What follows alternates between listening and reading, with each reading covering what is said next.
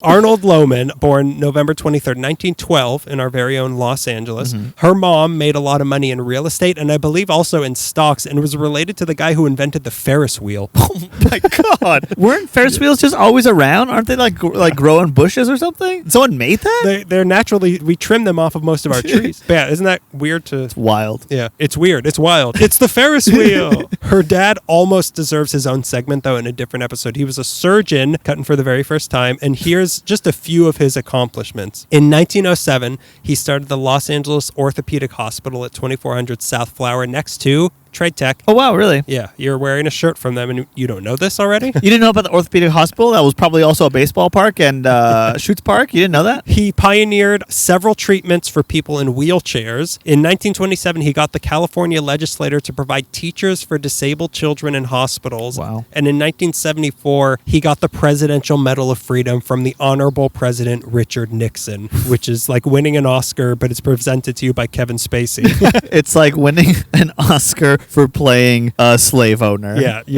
I'd like to thank Simon Legree. Thank you for being such a monster in fiction. Did Ralph Fiennes win for playing a super Nazi? I don't know if he did, but I think that Christoph Waltz might have. Oh. I'd like to thank the Nazi Party, which he would. He's from Austria. So she also had a younger sister who was a layabout baby and didn't contribute anything. Lazy. The family lived at 123 South Hobart Avenue, which seemed to be just north of Koreatown until she was 8. And then they moved to 7121 Sinalda Road, just above the Hollywood Bowl, because they were like a surgeon and a real estate stock inheritance to the Ferris fortune, so they could afford that. Little Arnold went to Glendora Foothill Christian School until the 7th grade, when the entire school burned down on Thanksgiving, just like the Pilgrims intended. Just like what they did to Native American culture. A true Thanksgiving tradition. It just feels so suspicious when something like that happens on like a major holiday. Yeah, for sure. No one's at school and it burned down. Yeah, okay, sure. Yeah. I hadn't finished writing my essay and I didn't know what to do, so I burned the school down. I didn't. Imagine having a giant, really hard project due right before the pandemic. How good I had such a big presentation to give. Yeah. That kind of happened with us. There was like a few live shows that I was going to be on coming up. I was like, I don't know if I'm ready for this. I hope there's a global pandemic. I kept saying that, remember? Well, now both things are gone forever, so you really lucked out there. Yeah, but I didn't have to be nervous for 2 nights. So anyway, from then on, after this, Arnold went to a more local school and then to Pomona College for college, got married to a woman, and then went on to get a PhD in pharmacology from Berkeley in 1939 and lived an uneventful, completely non-controversial life. The end. Happy Pride, everybody. Wait, Greg. You're telling me that everybody's not exactly as they seem? You see, as a young kid, Arnold took an interest in women's clothing. Do you know anything about this person? No, I don't. I didn't even... The person we're talking about, I neglected to say their later name at the beginning. This is Virginia Prince. Oh, you did? I said Sweet Virginia. I didn't say Virginia Prince. You said Prince. Virginia Prince, and I said Glow Up because of the name. That's right. What's a glow up? So you don't know anything about this person? Okay. Neither did I, but...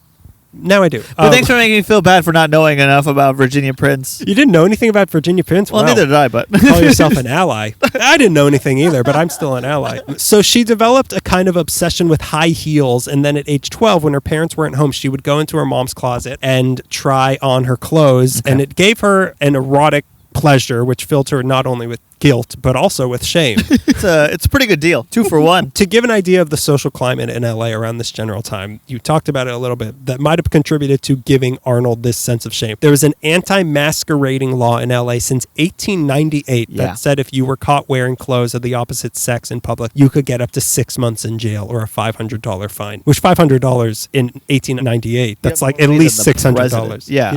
Then there was Mayor Frank Shaw in the 30s who vowed to go after, quote, sex perverts. Calling homosexuals sex perverts. Yeah. Wow. Okay. And sent the LAPD on constant raids at, quote, pansy bars. That's what they were called. Okay, that's one of your disclaimer things. Yeah, this is exactly what I'm talking about. Yes. This is not me talking. Yeah. This is my alter ego, Mayor Frank Shaw from the 1930s. Then there was Mayor Fletcher Bowron of the 1940s who got a law passed that said female employees in City Hall couldn't wear pants. And in the 1950s, Police Chief William Parker was doing so many raids of gay hangouts that a whole section of the Lincoln Heights jail was reserved specifically for gay and trans people that they referred to as, quote, the fruit tank. Cool. The most liberal city in America, Los Angeles, California, home of Bob Hope's house. So this is the climate. This is what it was like for people like this. So not only was Arnold born into this world that was not accepting of the type of person he was realizing he was, but little did he know it also wouldn't be accepting for pretty much the rest of her life. Yeah. Again, that sadness of you didn't even know how much of this you would have to deal with for your entire that this life. was actually your life is a prison sentence of trying to fight for rights. So naturally, Arnold wondered what was wrong with her. According to society, this was not right. What you were doing is not right. She thought maybe she might be gay, but she didn't like boys, so just accepted the only other conclusion really presented to her: she must be crazy. It's either like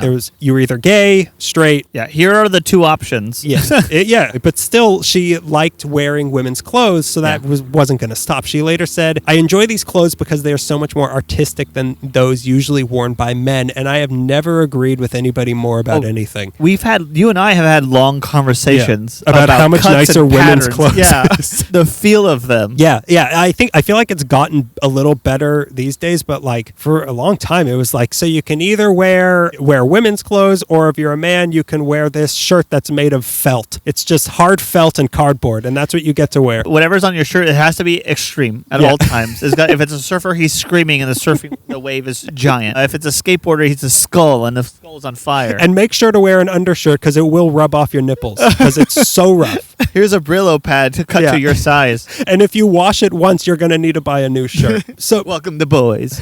Let's hear it for the boys. But it quickly moved beyond being an erotic thing, and she just realized that she liked the feeling of being a girl. As soon as she's talking about high heels, I'm like, you like being a female. Like, you wouldn't. That's what you're going for. Most women don't even like high heels. Like you've got to, you're into this. So she kept doing it whenever she could, dressing up in women's clothing, but never publicly until she was 18. Okay. Her church was having a Halloween party, and she thought, this is it. Figured it out. This is the perfect situation. I'm going to go to this party dressed as a woman, and it's fine. It's Halloween. Yeah. Nobody's going to say anything. Not only was it totally fine, she won first prize in the costume contest. Like, that's how good she looked. And that's when she decided her skills were good enough that she could start venturing out in public like this. Yeah. So she started sneaking out as a woman and would wander the streets of downtown LA just to test out what it was like to live publicly as a woman. And she loved it. That's different than most experiences I hear from women. About walking downtown alone. She went by the name Muriel, and contrary to how she felt before, and also contrary to what she maintained for the rest of her life, she enjoyed being flirted with by men and also had a few lightly sexual encounters with some men. Complicated person we'll get into later, but then once she graduated from Pomona, it came the time when marriage to a woman was expected, and since there was no sort of information or support group around for people like her, she just went along with it and married a woman. She burned all her women's clothes the day before the wedding, and who didn't? Yeah. And the wife had no idea about any of this, and Arnold vowed never to dress as a woman again. That lasted for 3 months. I love like hard statements like that, like burning all the clothes. Like, I'm never going to do that again. Never again. Cut to spring. I could get a whole new wardrobe. So she secretly picked it up again and was doing it without anybody knowing for a few years until, once again, their church was having a Halloween party. Jeez. And wouldn't you know it, there's going to be a costume contest. I got to go shopping for the costume contest at Saks Fifth Avenue. She showed up to the party dressed as it was a half man, half woman. I'm guessing like... Oh, straight down the middle? Yeah, like Two-Face style. Vertical, not horizontal? Not like a suit jacket and a skirt? Yeah. It's like down the middle. That would also be fun. You could do 4. Why not do vertical and quadrant? Horizontal. I didn't know if she won an award this time, but what she definitely didn't win was her wife's happiness in this whole situation. The wife was very unhappy. She did that. How are you doing your eyeliner really well? Yeah, you could learn a few things. Jealous. Jealous much? The wife knew nothing about any of this, but was unhappy that even that thought, as a joke, would dress like this in public. But she figured... What will I tell my friends? The psycho cop and his wife. Yeah. What am I going to tell our neighbors, the Klans members? So she figured, she meaning Virginia, at this time still Arnold, you know what? Now's as good a time as any. I'm going to tell my wife that I like to dress as a woman. This should go well. I think I won her over by making her upset at that Halloween party. So she did, And the wife was even less happy about this. She explained to her wife, "I'm not gay, I just enjoy being a woman and I want to remain married to you." The wife eventually accepted that, even though she was not okay with it, but she What are you going to do? Get a divorce in the 50s? she said, "Okay, I'm fine with it," but she said, "I'm doing the clothes shopping for both of us so that friends wouldn't be suspicious. Yeah. Nobody would see you in the lingerie section of Yeah. Woolworths. I don't want people seeing you at Woolworths." At the bra emporium or whatever. I don't know. I don't know. I don't do that. Wherever women buy their underwear. I don't know. The same place I get my underwear, in a bin outside of the Hollywood Bowl. In a charity bin at church. The lost and found. I don't know. Where do women get Lost and found at work. This was their life. Arnold would go out as a woman about once every 2 weeks, and her wife tolerated it. Yeah. Recipe for a healthy marriage. This was around 1941, and they were living in LA at the time, and Arnold decided, "I've come this far. Why not come out to my parents as well?" That she did, and her mom was fine with it. Her dad threatened to disown her. Great. But downgraded that to just, "Don't let anyone find out or I'll disown you."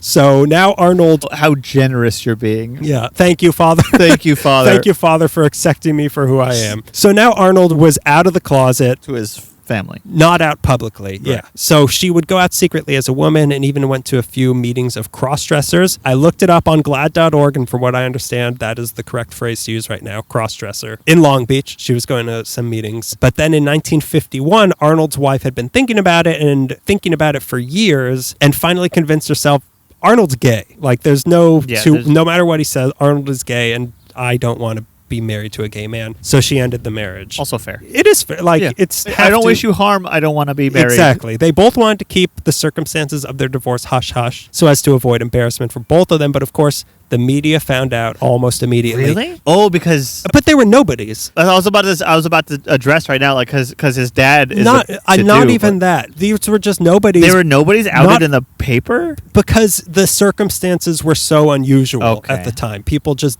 like the Florida man stories. And that sort. Like, it was just so strange. They couldn't resist themselves. Right. A divorce of two completely unknown people. The newspapers were running headlines that said things like, "Father admits liking to wear feminine garb." So now it was public knowledge, and Arnold was outed against her will. One person, imagine, like, going to such lengths, getting a whole divorce over this, and trying to go at your own pace with it too, when you're brave enough to go to each step, and then the newspaper's like... And then William Randolph Hearst is like, we gotta print this. One person who took note of this story but denies that it was any sort of influence was an incorrigible young director and cross-dressing enthusiast named Ed Wood. He denies that it was the inspiration for Glenn or Glenda. I thought it was a little more Christine Jorgensen, but it might have been both. It might have been. Why not both? It might have been the fact that he liked to dress like a female as well. So yeah, you can like dressing as a man and a woman. So why not both these stories could inspire one movie? Shockingly, the court allowed joint custody of their kids, which was a huge victory for what I think we're both surprised by the court. Yeah, being progressive. anytime they don't like immediately send a gay or any sort of... The judge is just making a noose the whole time. I'm listening.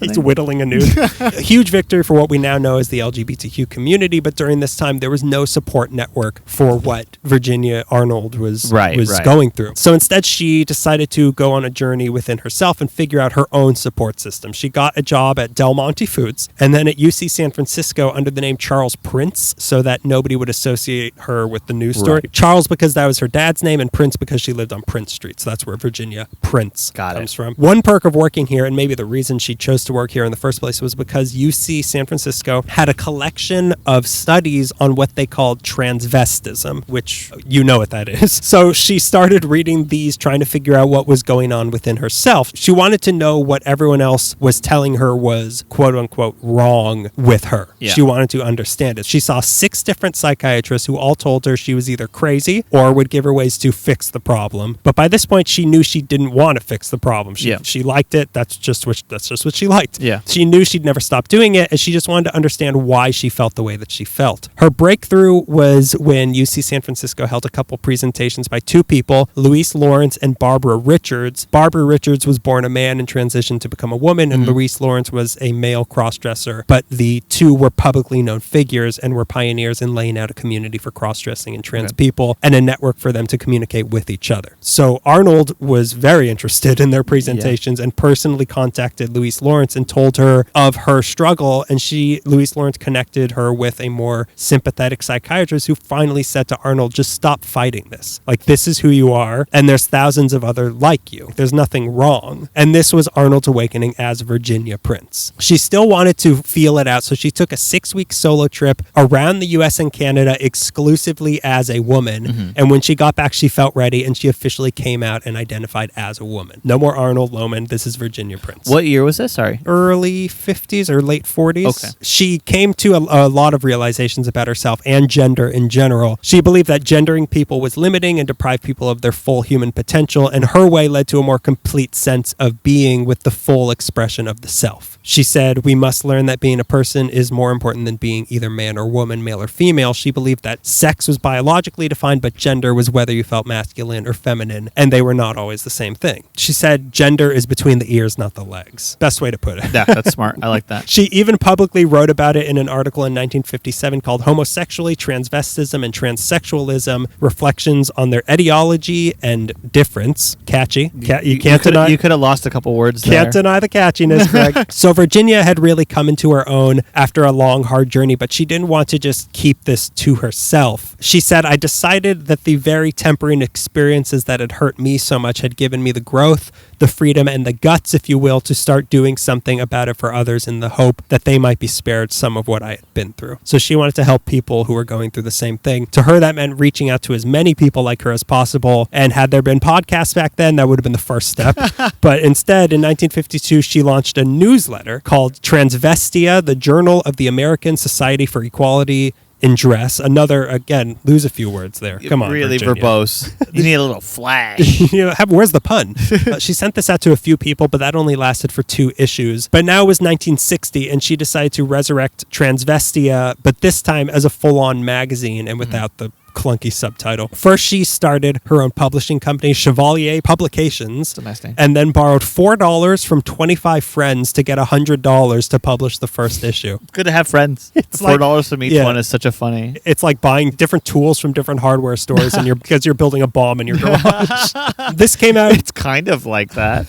Trust me, I've done both. It's a lot like that. This came out January 1960 with 3 mission statements for Transvestia: to provide expression for those interested in the subjects of exotic and unusual dress and fashion, to provide information for those who, through ignorance, condemn that which they don't understand, and to provide education for those who see evil where none exists. Virginia didn't usually write for the magazine, though. The whole idea was that it was just stuff submitted by readers, and Virginia would edit it all together. Or the first time it was just people that she knew would send this in. Maybe a good thing that she didn't write it, because we've already seen her titles. Maybe she may have be a better editor. If she was writing it, the whole thing would just be the continuing subtitle of the subtitles of the title. So in this, there were poems, there were jokes, there was news and medical advice. It was like Reader's Digest, basically, but for cross-dressers. That's cool. I'd submit to it. They had a whole section for wives to write in about their experiences with cross-dressing husbands. Starting with the 5th issue, each cover featured a cover girl, and their personal story was told inside. It was generally a lighthearted magazine in terms of content, but the goal was to connect other cross-dressers into something resembling a community, which it did, not only through shared experiences that they read about, but also people were communicating with each other around the country through the ads inside the magazine, like a Desperately Seeking Susan sort of thing. Oh, okay. This is how Madonna got involved. If in case you're curious where this is all leading. It all ends with Madonna, as all Pride months do. It all ends with Madonna. So this worked. Like the whole plan worked. They published 6 times a year. It was sold by subscription and loose. You could buy it loose in adult stores, and needless to say, adult bookstores. I mean, it was the first widely distributed magazine ever to cater to the cross-dressing community. Very hard to say. It also grew outside the U.S. into the UK, Scandinavia, and Australia. Wow. In 1962, a subscriber of Transvestia even hosted the first national gathering of cross-dressers in a resort he owned in the Catskills, which in 1962, like in this hotel, we've got the cross, and then in this one, we've got Buddy Hackett. It was a good week in the Catskills. Yeah. And in 7 years, we're having a Woodstock, everybody. Altogether, they published 100 issues with Virginia as the editor until November 1979 when she sold it to Carol Beecroft, who's another pioneer, who put out 11 more issues before it ended in 1986 for good. But there's some sort of revival of the magazine today. I don't know what their whole story is. Yeah. I can only research so much in a month. My attention is so short some days. I can only devote so much of my time not playing Red Dead Redemption 2, a.k.a. Burbank the game. Burbank, 1985. This is what Burbank was like in the 80s. People with tuberculosis going around trying to hunt legendary bears. All at Tin Horn Flats. Heroes. Virginia also published cross-dressing themed books through her publishing company as well that were usually written by her herself. But a magazine wasn't all Virginia Prince had to contribute. Reading things is fine and good, but she wanted an actual tangible organization that people like her could gather in. This came about in 1961 when she invited 11 of her cross-dressing friends to the back room of a church in Hollywood and told them to bring 2 bags, one full of their women's clothing and one full of snacks. So when they all got there, she told everybody, all right, take out your pantyhose and heels and put it on. And it was a little awkward, but then once everyone was dressed in women's clothing, they all just felt comfortable with themselves. Yeah. And now open up the other bag, we're eating a bunch of Cheez-Its. It's snack time. Party. They all just ate and talked, and they were who they were amongst themselves. That's why this was called the Hose and Heels Club, Pantyhose and Heels. Got it. Which grew in membership, and then in 1962 was renamed the Foundation for Full Personality Expression. This was the U.S.'s first social and support group for crossdressers. Wow. Started in Hollywood. The membership grew the subscription list of Transvestia magazine and vice versa, and pretty soon there were chapters in Chicago, New York, Canada, England, Norway, Sweden, Denmark, and Finland. They'd meet twice a month. The first meeting of the month was a lecture and discussion, and the second was a dress-up party where everyone, again, bring a lot of food. We're just going to look good and bring food. Those are my instructions for every potluck. By 1972, they had 1,800 members, and in 1975, they became the Society for the Second Self, aka Tri-S. Okay. And in 1976, they merged with the Mamselle Society, which was a similar group that had sprung up, and we are Legion. Virginia also became a public figure in her quest to help the general public understand people like her. Yeah. She did a lot of TV and radio interviews in the 60s and 70s, which confused me to read because they kept abbreviating transvestite as TV, and then they were saying she's doing TV interviews, and I was like, which kind? What's the news here? She went on a tour of Europe in 1967 doing interviews, giving speeches, and helping run support groups. She allowed herself to be studied for decades by a psychiatrist at UCLA, and she also met with police chiefs to get them to see her side of the situation before they went beating cross-dressers out in the street. Yeah. Didn't do much, but still, it's a gesture. In her personal life, Virginia herself had found a second wife who was willing to accept who she was. Because remember, she still, according to her, she was not gay, which a lot of people debate, but she wanted to be married. Bisexual also can be a thing. She felt she was entirely heterosexual, but people are very skeptical of that. So she found a second wife who was willing to accept who she was. The woman was her parents' housekeeper because her mom had pushed her into, like, you should get another woman. Oh. She found this woman to be dowdy, but she gave her a 90s high school style makeover, and she said, all right, fine. They'd go out together, both of them as women, and the two started a company that sold grooming products for humans and dogs. Okay. And the two moved somewhere off Laurel Canyon, but they got divorced in 1966. But just because she had a magazine and a society promoting what she believed in and dog grooming product money. And that's a lot of money. In LA, that's a lot of money. It might as well be an oil baron in Los Angeles. It was by no means a smooth ride for the rest of Virginia's days. In 1961, she had sent a sexually explicit letter in the mail to a man. Again, she claims she thought it was a woman. A lot of people doubt this. Yeah. But the federal government took this as an excuse to clamp down on her and her whole movement. Wait a minute, back up. Yeah. Did I hear it right? She sent a sexually explicit letter in the mail, and the government opened it. Under what grounds? That she was a known cross-dresser. And so that gave them permission to open a letter. I know it's a little shocking to you to hear that the federal government does these sorts of things. Okay, I mean, like... Maybe it was a postcard. Maybe it was a postcard. Or they held it up to a light. Maybe it was a filthy postcard. Oops, this envelope ripped open. It fell on the floor and a rat fell on chewed a pair it of scissors in my hand. One way or another, they opened it. She was arrested and charged with sending illicit material in the U.S. mail, a federal crime. She pleaded guilty to avoid the media circus that it would have turned into, and she got 18 months of probation. It was forbidden to cross-dress under threat of being thrown in jail if she was caught. Her lawyer was able to get permission for her to wear women's clothing only if it was for educational purposes. Everyone's learning how good I look. I'm teaching these people how to wear pumps. That's ridiculous. Yeah, it's crazy. So Virginia Prince is referred to as the founder of the transgender movement, but this is a confusing thing to call her because she is also credited with popularizing, if not coining, the term transgender. And in her time, that meant something very different than it does today. In June 1968, Virginia got her facial hair removed electrically and started taking estrogen treatments. And her words, as a result of a course of hormone therapy, I now possess a nice pair of 38B breasts. Good for you, Virginia. It's good that you cleared up that she said that because it easily could have been written by you. I don't mean to, to subjugate her, but she got a nice pair of 38B breasts. But while she went by she, her pronouns, she still identified as a cross-dressing heterosexual man. Okay. Which is a little confusing. Yeah. So her sense of the word transgender meant exclusively a woman with male genitalia, meaning they were between trans, a transvestite, a man who dresses as a woman, and a transsexual, someone who becomes the other gender. Like transitioning. Transgender to her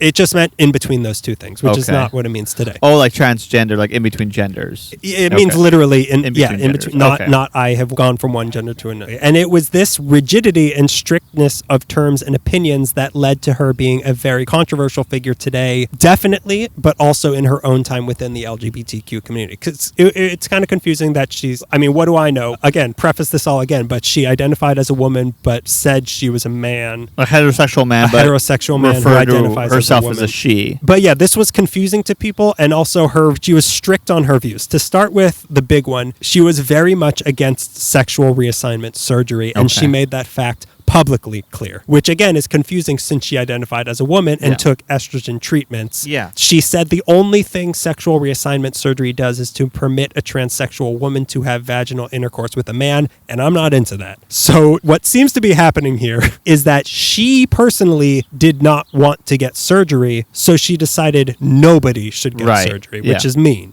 This is the big issue that because she was against what we now call transgender. I wonder how much she saw herself as the absolute role model of this entire thing. 100%. And she well respected, but also okay, your time's done, Virginia. Yeah. There are different ways to do this. Yeah. Not just you didn't clear the path for every experience. But look, there's more. She was so against it that when the meaning of transgender started changing to what it is today, she stopped using it. She would not use the word transgender anymore. She also stopped using transvestite because of the connotations, and she felt it had been co-opted by gay men in drag, which is another issue we'll get to shortly. Instead, these are some of the words she tried to get going that never took off. Femophilia, fempersonator, feminame. Oh, sorry. The second one? Fempersonator. Okay, go ahead. Feminame. These are all one word, by the way. I heard lemonade, like feminade is what I heard you say. Feminade? Do you want lemonade, limeade, or feminade? When life gives you females. Sorry, go ahead. There was also the fem self. Okay. Fem life, which is, that's my new hashtag. Fem talk and transgender role. Transgender role. Not gender roles. Transgender role. RAL. Transgender role. Okay. It's transgender. Also, if I had an LGBTQ themed bakery, I'd make gender rolls, and they'd be... Let me get 2 of those gender rolls. Order a gender rolls and a glass of feminade. So we're having fun. No, we're all having fun. None of these names caught on. We've never heard these. None of these work. All of a sudden, she's good at flashy names. Yeah. Out of nowhere. No thanks. So as enlightened as she was, she still seemed to be kind of in denial about certain things about herself and took that out on others in the community. And for that, like I said, a lot of transgender people do not like this woman today. Another controversy was the way she talked about cis women, like the wives, as she wrote some things called The Transvestite and His Wife and How to Be a Woman Though Male. But in these, she was pretty unfair and sexist to the wives of cross-dressing men, putting the blame on them if they weren't into the idea of being married to a cross-dressing man, which is not fair. Yeah, it's not fair. And also, having 2 doesn't make you the expert on it. Well, hey, if you're married for 10,000 hours, you're an expert. In one of the books, she even had an A to F rating system for wives. So the identifying as a female but also a heterosexual man starts to make more sense because she makes heterosexual man moves like that. Yeah, yes, exactly. It's starting to make more sense now. I have the attitude of a heterosexual man. She had the best qualities of a woman and the worst of a man. This sort of disdain for wives is part of the reason why her second wife left her. Yeah. The other big issue with her is how exclusive she made her clubs. You were only allowed in if you were a heterosexual cross-dressing male who was interested in women like she was. Yeah. This was not out of hatred, though, for gay people, but because she had a specific goal of getting cis men in touch with their feminine selves and felt that getting gay men involved would scare those people away and confuse the general public in her message that just because you were a cross-dresser doesn't mean you're gay. That was kind of her whole thing. She was inflexible in her mission there, which wasn't intended to cause harm, but it rubbed a lot of people the wrong way. And a lot of people in the group who didn't feel that way left to create their own more inclusive groups. To her credit, though, she did eventually realize that that sort of exclusion does more harm than good, and admitted later, I was wrong. That's on me. That was the feminine side of her talking.